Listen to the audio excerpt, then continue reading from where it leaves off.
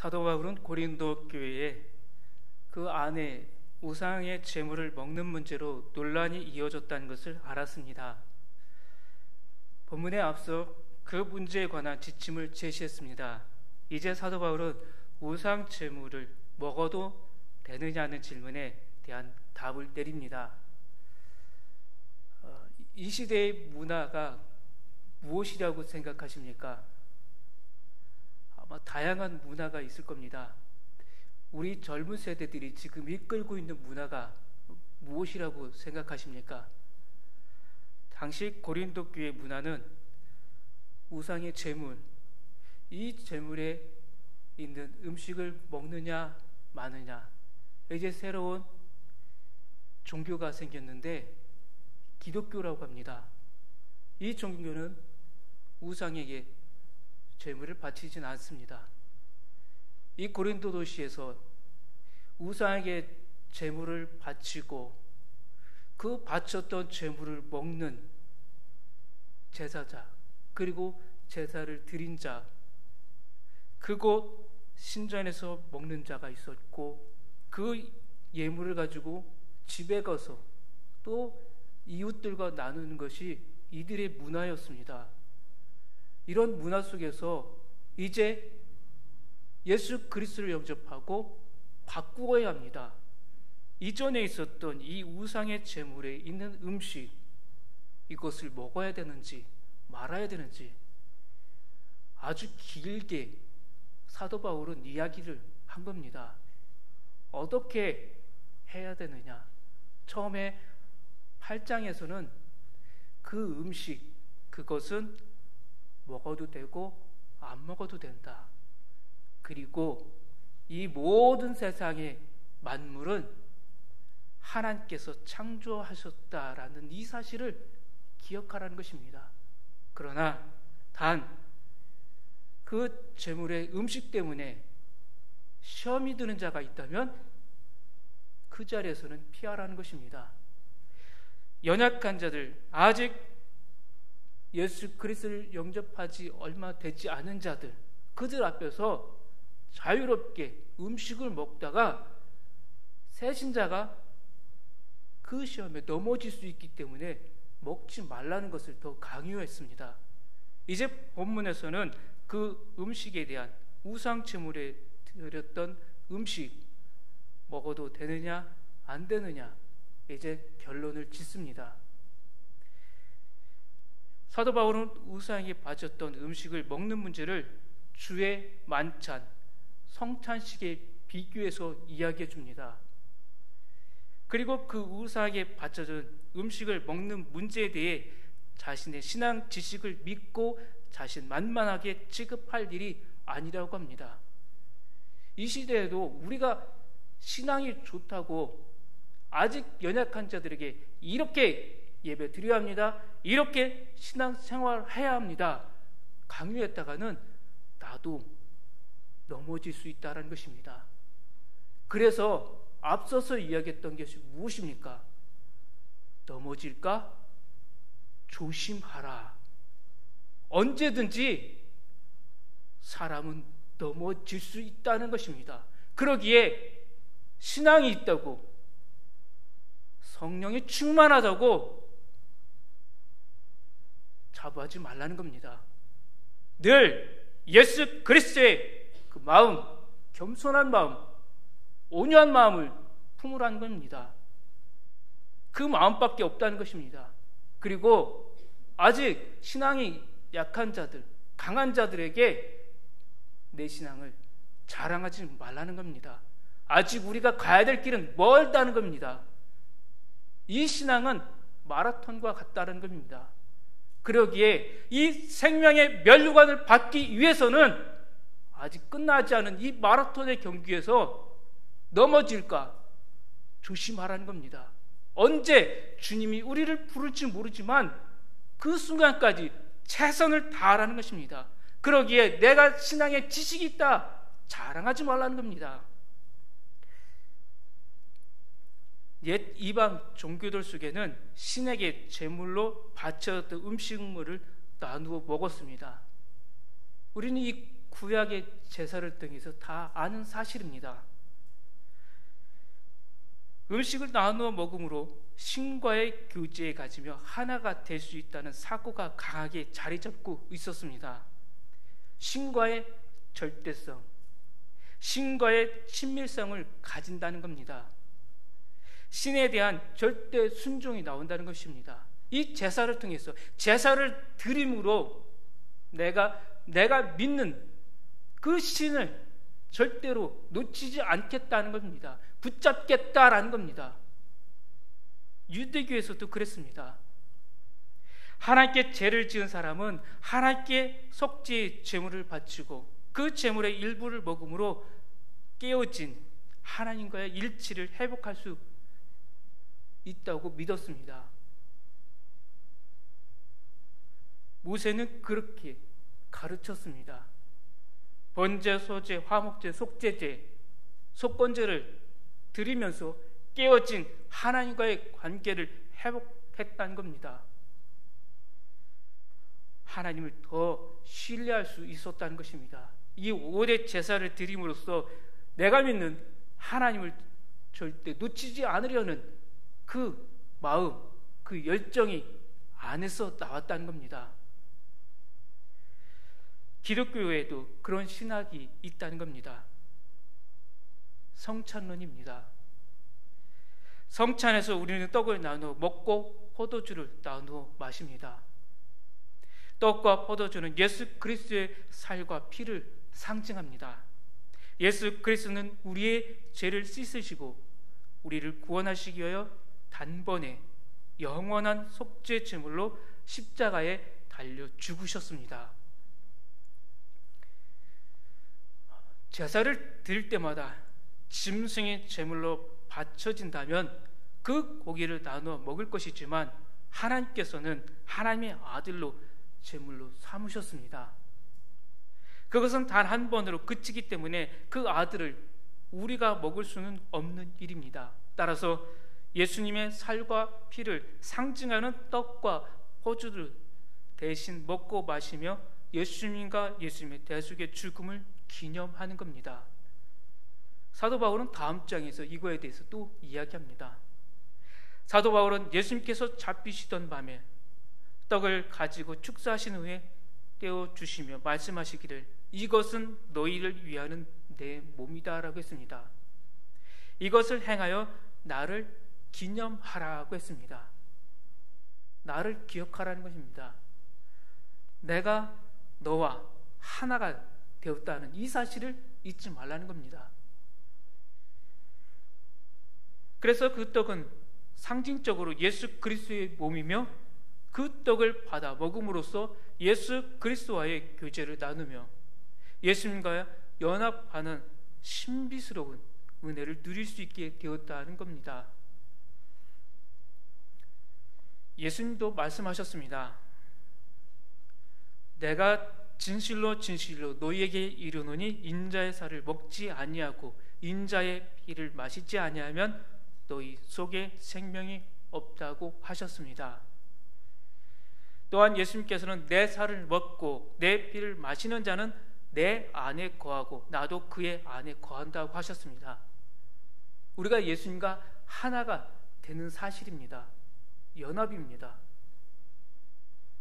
이러한 믿음 때문에 그리스도인이건 이방이건 제사가 이루어지는 장소에서 제물로 바쳐졌던 음식물을 먹으면서 그 종교적 신앙의 영향을 받지 않을 것이라고 믿는다는 것은 상상하기 힘든 일이라는 겁니다. 고린도 도시 안에서 이 제사 문화가 있는데 기독교인이라고 해서 이 영향을 받지 않는다는 건 상상하기 힘든 일이라는 겁니다. 그렇기 때문에 사도 바울은 처음에는 우상은 아무것도 아니라고 했습니다. 따라서 그 우상에게 바쳤던 제물의 고기를 먹어도 아무 문제가 없을 것이라고 원론적인 말을 했습니다. 아무 문제 없습니다. 마음껏 드십시오. 그러나 사도 바울은 그 당시 사람들에게 있어서 우상에게 바쳐졌던 제물의 고기를 나누어 먹는 자리에 참석하면서 그 종교의 영향을 받지 않는다는 것이 현실적으로는 어렵다는 사실을 잘 알고 있었습니다. 우리가 그리스도인이지만 세상에 살면서 어떻습니까? 우리가 사는 이 지역의 문화가 우리 안에 들어옵니다. 나와 함께하는 사람들의 그 문화가 함께 어울려져서 오늘을 살아갑니다. 물론 우상은 아무것도 아닙니다. 그래서 그 우상을 섬기는 신전이라고 해도 그 어떤 신도 있는 것은 아닙니다. 신은 없지만 사람의 마음속에 신에 대한 그릇된 생각을 심어주고 우상 숭배로 기울게 만드는 마귀의 역사는 있다는 사실입니다. 우상에게 바쳤던 재물을 나누어 먹는 그런 자리를 통해서 강하게 작용할 수 있다는 사실을 사도 바울은 알았습니다. 그래서 결론적으로는 그런 자리를 피하라고 했습니다. 할 수 있으면 그런 음식물도 먹지 않는 것이 좋다고 단호하게 말했습니다. 그 입장 표명이 본문 14절부터 22절의 말씀입니다. 사도 바울은 먼저 결론을 제시합니다. 그런즉 내 사랑하는 자들아 우상 숭배하는 일을 피하라. 할 수만 있다면 그런 자리를 좀 멀리 하라는 겁니다. 이 말씀은 직접 우상 숭배하지 말라는 것이기도 하지만 결과적으로 우상 숭배로 기울어질 위험성이 있는 자리에는 아예 가지 않는 것이 좋다는 말입니다. 혹시나 내가 믿음이 약해서 넘어질 수 있으니 그런 자리는 될 수 있으면 멀리 하라는 것입니다. 왜 그런지는 고린도 교회 성도들도 다 잘 알아들을 줄 안다는 것입니다. 너희들도 알지 않냐? 예수님이 말씀했던 그 가르침이 무엇인지 알지 않냐? 내가 1년 6개월 동안 있으면서 가르쳤던 그 내용 안에 다 있지 않냐? 계속했던 이야기입니다. 고린도 교회 성도들이 지혜로운 사람들이니까 무슨 뜻인지 잘 판단할 거라고 믿는다는 이야기입니다. 이렇게 말하면서도 사도 바울은 왜 자기가 우상 숭배하는 일을 피하라 하는지를 말해줍니다.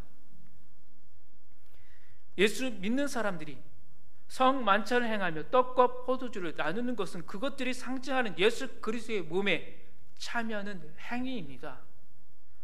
그리고 성찬식에 참여하여 한 떡을 같이 나누어 먹는 사람들은 다 한 몸을 이루는 행위입니다. 우리는 다 그리스도 안에 한 형제 자매라는 겁니다. 그러면 성찬을 함께 나누는 사람들은 다 오직 예수 그리스도의 지체들이어야 한다는 말입니다. 그 말은 예수 그리스도의 몸에 속한 사람들이 또 다른 어떤 몸에 속할 수는 없다는 말입니다. 예수님 외에 다른 것은 없다는 겁니다. 우리를 위한 속죄의 제물이 대신 예수 그리스도의 살과 피를 나누는 사람들은 다른 어떤 제물을 나누어 먹어서는 안 된다는 말입니다. 다른 제물을 먹으면 그 제사에 참여하는 것이 되고 그것은 다른 신을 섬기는 것이 되기 때문입니다. 본문 18절 말씀입니다. 육신을 따라 난 이스라엘 보라 제물을 먹는 자들이 제단에 참여하는 자들이 아니냐. 제물을 먹으면 그 제단에 참여하는 것이 되기 때문입니다. 그 제단에 참여한다는 말은 곧 그 제물이 바쳐진 우상 숭배하는 것이 되고 만다는 말입니다. 사도 바울은 앞서 우상은 아무것도 아니고 그래서 우상에 바쳐졌던 제물이었다 하더라도 먹는데 아무 문제가 없다고 했습니다. 본문 19절 말씀입니다. 그런즉 내가 무엇을 말하느냐? 우상의 제물은 무엇이며 우상은 무엇이냐? 사도 바울은 자기가 말한 대로 우상도 아무것도 아니고 그런 신은 존재하지도 않는다는 겁니다. 그래서 우상에게 바쳤던 제물 그 자체는 전혀 겁낼 것이 아니라고 합니다. 그러나 그런 우상에게 제사하고 우상에게 바쳤던 제물을 먹을 때 그런 사람들을 마귀가 자기 사람 만들려고 운동한다는 이 사실을 알아야 한다는 겁니다. 마귀는 그러한 자리에 역사한다는 겁니다. 그런 자리에서 우리를 넘어뜨린다는 겁니다. 재물을 먹음으로써 우상이나 거짓 신과 교제하게 되는 것이 아니라 마귀와 교제하게 된다는 겁니다. 그런데 어찌 예수 그리스도와의 교제에 들어간 사람이 동시에 마귀와 교제를 갖겠느냐는 겁니다. 그러니까 주의 식탁에서 식사하는 사람이 마귀의 식탁에서도 식사할 수는 없다는 겁니다. 그렇게 하는 것은 주님을 노엽게 하는 행위입니다. 우리는 주님께 그렇게 할 수 없습니다. 이렇게 우상에게 제물로 바쳤던 음식물을 먹는 일을 할 수 있다는 말과 하지 말아야 한다는 말을 둘 다 하고 나서 사도 바울은 이제 그 문제를 정리해 줍니다. 사도 바울은 우상에게 제물로 바쳤던 음식물을 먹는 것이 가하다 해도 다른 사람에게 유익하지 않고 교회에 덕을 세우지 않는다면 먹지 말아야 한다고 말합니다. 나의 자유를 누리는 일보다 더 가치 있는 것은 다른 이의 유익을 구하는 일이기 때문이라고 합니다. 나보다 옆에 있는 형제 자매를 더 세워주기 위해서 내가 잠시 양보하겠다는 겁니다. 그러나 사도 바울은 우리의 자유가 다른 이에게 해가 되지 않는 한 그 자유를 누릴 수 있는 권리는 우리에게 언제나 있다고 합니다. 잠시 포기는 했지만 이것은 영원한 것이 아니라는 것입니다. 옆에 있는 형제 자매가 신앙의 성장이 된다면 언제든지 우리는 자유롭게 움직일 수 있다는 겁니다. 먹는 문제 가지고 위축될 필요가 없다는 것입니다. 지금 당장은 필요 없는 겁니다. 잠시 참을 수 있어야 합니다. 그래서 하는 말이 무릇 시장에서 파는 것은 양심을 위하여 묻지 말고 먹으라. 이는 땅과 고기 충만한 것이 주의 것임이라. 어느 정도 신앙이 성장하면 시장에서 파는 음식 가리지 않고 자유롭게 먹을 수 있는 그날이 온다는 겁니다. 이 세상의 모든 것은 다 하나님의 것이고 다른 신이란 없다는 말씀입니다. 다른 신이 없으므로 우상에게 바쳤던 것이라고 다른 신의 것이 되는 것도 아닙니다. 그 음식물이 부정해지는 것도 아닙니다. 안심하고 먹으면 됩니다. 비록 예수 믿지 않는 사람이 대접하는 음식이라 해도 아무 걱정 말고 그냥 먹으면 됩니다. 이것이 우리가 얻은 자유란 겁니다. 그러나 그 자유 때문에 혹시라도 양심에 걸림이 있을 사람이 있다면 그 사람의 양심에 걸림돌이 되지 않기 위하여 먹는 자유를 잠시 스스로 행하지 않겠다는 것이 말해주는 겁니다. 나 때문에 넘어지는 사람이 있습니까? 그렇다면 내가 잠시 포기하겠다는 겁니다. 그 사람이 어느 정도 성장한다면 하나님이 만든 이 모든 창조물에 대해서 알 때가 된다면 그때는 내가 자유롭게 먹겠습니다. 여기서 사도 바울은 그리스도인들이 아직도 신앙적으로 연약한 양심을 가진 이들을 배려해서 우상에게 제물로 바쳤던 음식물을 먹을 자유를 스스로 유보하지만 그 자유가 다른 사람들로부터 비난받을 일은 아님을 분명히 말해줍니다. 본문 29절 30절 말씀입니다. 내가 말한 양심은 너희의 것이 아니요 남의 것이니 어찌하여 내 자유가 남의 양심으로 말미암아 판단을 받으리요 만일 내가 감사함으로 참여하면 어찌하여 내가 감사하는 것에 대하여 비방을 받으리요. 어떤 식사 자리에서 무슨 음식물이 나왔건 하나님께 감사하고 먹으면 된다는 겁니다. 그것은 비방받을 일이 아니란 겁니다. 사도 바울은 먹어도 되고 그러나 안 먹는 것이 좋은 일에 있어서 우리의 결단과 행동을 자유할 기준은 무엇인가 하는 문제 앞에서 다시 한번 결론을 내립니다. 본문 31절 말씀입니다. 그런즉 너희가 먹든지 마시든지 무엇을 하든지 다 하나님의 영광을 위하여 하라.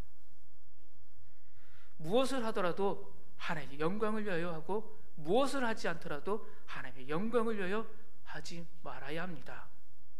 하나님의 영광이 모든 일에 있어서 최고의 가치를 가지기 때문입니다. 그러면 어떻게 하는 것이 하나님의 영광이 하나님께 영광을 위하는 것이겠습니까?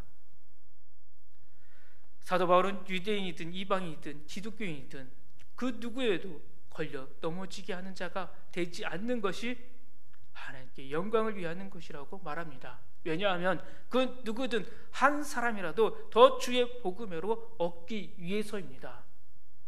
한 사람이라도 구원을 받을 수 있는 이 길을 갈 수 있게 만들어 주겠다는 겁니다. 사도 바울은 주 예수 그리스도를 만난 후로는 그런 삶을 살아왔습니다. 자기가 그렇게 살아온 것처럼 다른 고린도 교회 성도들도 그렇게 살기를 바란다는 말로 사도 바울은 본문을 마칩니다. 이것은 사도 바울이 일반적인 관점에서 스스로를 사람들이 본받아야 할 가장 이상적이고 모범적인 인간형이라고 자부해서 한 말로 생각해서는 안 됩니다. 사도 바울의 이 말은 모든 것은 오직 하나님의 영광을 위하여 하고 많은 사람의 유익을 위하여 자기의 유익을 구하지 않으며 교회의 덕을 세우고 보다 많은 사람을 복음으로 얻기 위해서는 자기의 자유마저도 스스로 포기하는 일에 있어서 다른 사람들도 자기 같기를 바란다는 뜻이었습니다. 고린도전서 11장 1절 말씀에서 사도 바울은 내가 그리스도를 본받는 자가 된 것 같이 라고 말했습니다. 자기를 본받으라는 것이 아니라 자기를 통해서 예수 그리스도를 본받으라는 뜻입니다. 사도 바울 안에 계시는 성령으로 역사하시는 그 주님을 본받으라는 것입니다. 예수 그리스도의 말로 자신의 유익을 구하지 않으시고 많은 사람의 유익을 위하여 자기를 버리셨습니다. 많은 사람을 구원하시기 위해서 자기의 자유를 스스로 포기하셨습니다. 오직 아버지 하나님의 영광을 위하여 예수님은 자신의 목숨을 바치셨습니다. 사도 바울은 오로지 예수 그리스도를 본받는 삶을 살았던 자입니다. 그리고 고린도 교회 성도들도 자기처럼 예수 그리스도를 본받기를 원했습니다. 그러나 사람들이 본받아야 할 예수 그리스도는 더 이상 몸으로 계시지 않으셨습니다. 또한 당시에는 복음서도 아직 기록되지 않은 상태였습니다. 예수 그리스도를 본받고자 해도 그렇게 할 길이 없기 때문에, 주님을 만나고 싶어도 그렇게 할 수 없기 때문에 사도 바울은 예수 그리스도를 본받기 위해서는 나 같은 그리스도인, 예수 그리스도가 안에 있는 자들을 본받으라는 겁니다. 예수 그리스도의 성품을 가지고 있는 그런 성도의 마음을 본받고 살아가라는 겁니다. 우리는 예수 그리스도 안에 자유인이 되었습니다. 우리는 모든 일에 자유함을 누릴 특권을 가지고 있습니다. 그러나 그 자유를 유보하거나 영원히 포기할 수 있는 자유가 있을 때 진정한 자유입니다. 우리의 자유보다도 하나님의 영광을 최고의 가치의 자리에 두는 우리가 되어야 합니다. 이 시대에는 우상의 제물을 먹는 문제보다 이 시대의 문화와 이념의 차이로 오는 문제가 많습니다. 기성세대와 우리 젊은 세대들의 문화의 차이점, 그리고 이 시대의 젊은 세대들이 가지고 있는 문화, 또 다음 세대들이 가지고 있는 이 문화와 이 복음과는 계속해서 충돌합니다. 이럴 때 우리는 어떡하겠습니까? 강압적으로 내가 예수 그리스도를 이렇게 믿었는데 너도 이렇게 믿어야 돼, 이렇게 강압적으로 나아가시겠습니까? 이 시대는 그렇게 하면 한 영혼도 구원받을 수 없습니다. 내 마음속에, 내 자아에 있는 그 모든 것을 내려놓으셔야 합니다. 그리고 잠시 우리 자녀들이 구원받을 수 있도록 어떻게 하면 그들을 설득하고 예수 그리스도를 믿게 할 수 있을까? 우리가 고민하고 기도하면서 그들을 예수 그리스도를 만날 수 있도록 이 공간, 이 예배당이 그 장이 되어야 합니다. 이곳에서 성령의 역사로 그들도 우리처럼 예수 그리스도를 만나고 그들이 이 다음을 이어갈 수 있게 해야 합니다. 이 교회가 사막처럼 변하면 안 됩니다. 아무도 찾지 않고 들짐승만 오가는 그런 예배당으로 만들고 싶습니까? 아무도 그런 사람 없을 겁니다. 이 예배당을 살리기 위해서는 우리가 받은 이 자유를 잠시 내려놓으셔야 합니다. 내가 가졌던 그 모든 신앙, 그것보다 예수 그리스도 그 이름을 자랑하면서 예수 그리스도께서 품으셨던 그 온유함을, 그 마음을 가지고 우리 다음 세대들에게 열심히 복음을 가르쳐야 합니다. 우리 모두 하나님의 영광과 교회의 덕을 위해서라면, 복음회로 많은 사람을 이끌어 올 수 있기 위해서라면 얼마든지 우리의 자유와 권리를 내려놓을 수 있는 진정한 그리스도인 하나님의 자녀들이 될 수 있기를 소망합니다. 기도하겠습니다. 아버지 하나님, 하나님의 마음을 품고 나가는 우리들에게 사도 바울과 같은 열정, 예수 그리스도만을 자랑하는 자들, 하나님의 영광을 돌리는 삶이 되게 하여 주옵소서. 이곳이 하나님의 따뜻한 사랑으로 넘치는 자리가 되게 하여 주옵소서. 다시 성령이 불타오는 자리, 성령의 충만한 자리, 모두가 예수 그리스도 안에서 화목한 자리를 만들어갈 수 있는 성령의 역사하는 자리가 되게 하여 주옵소서. 우리의 모든 것을 내려놓습니다. 이제 하나님 말씀으로 다시 일어서는 교회가 되게 하여 주옵소서. 예수 그리스도의 이름으로 기도합니다. 아멘.